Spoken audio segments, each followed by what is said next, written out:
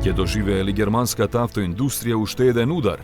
Иако официјално непотврдено, Мерцедес планира да го пресели производството на електричните верзии на Спринтер во Полска. Според овие вести, фабриката во Лудвигсфелде, покрај Берлин, треба да биде затворена до 2029 година, до кога ќе биде изградена нова во полското место Јавор, оддалечено само 280 километри.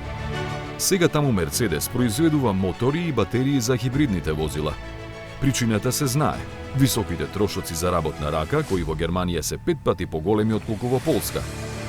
Доколку се потврди ова, без работа ќе останат околу 1700 луѓе кои годишно произведуваат по 60.000 возила.